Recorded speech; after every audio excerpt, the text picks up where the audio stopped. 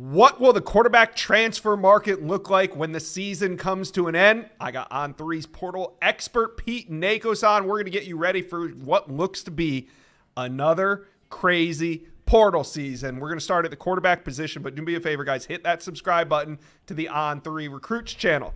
All right, Pete. So last year in December, when the transfer portal window opened, we saw Cam Ward, Kyle McCord, Dylan Gabriel, Riley Leonard, Will Howard. They all put their name into the portal as soon as it opened. It was definitely a boom market at the quarterback position. What are the expectations on this year's quarterback market?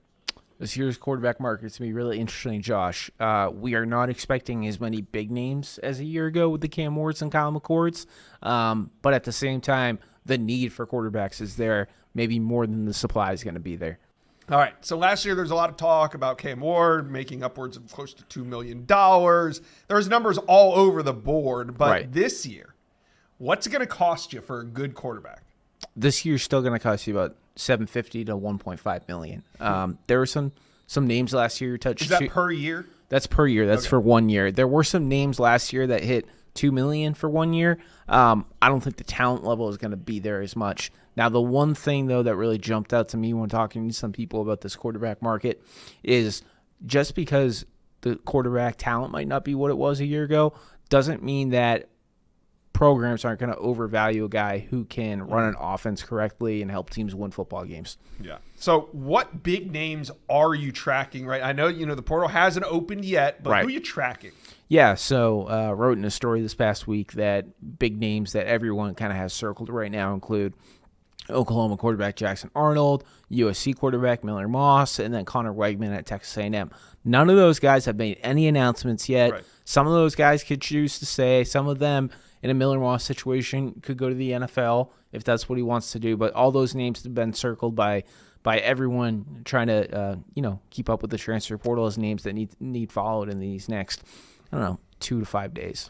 Obviously, those are the big names. Those are names that we knew coming out of high school as big-time recruits, but for whatever reason, it didn't work out. They could potentially hit the portal.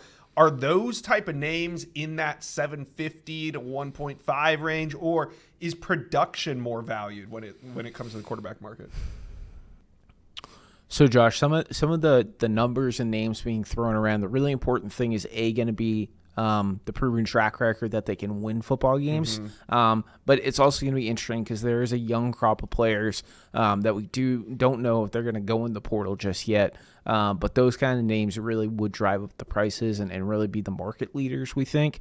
But the Miller Mosses and the Jackson Arnolds, those are really the popular names that are being just tossed around and talking about what this year's market could look like. All right. Last year, one of the things that kind of disrupted things were quarterbacks that were on the ledge of either staying or going pro. They were waiting. They didn't know. So could that shake things up in this QB market as well? Totally. So the big names right off the bat are LSU's Garrett Nussmeier.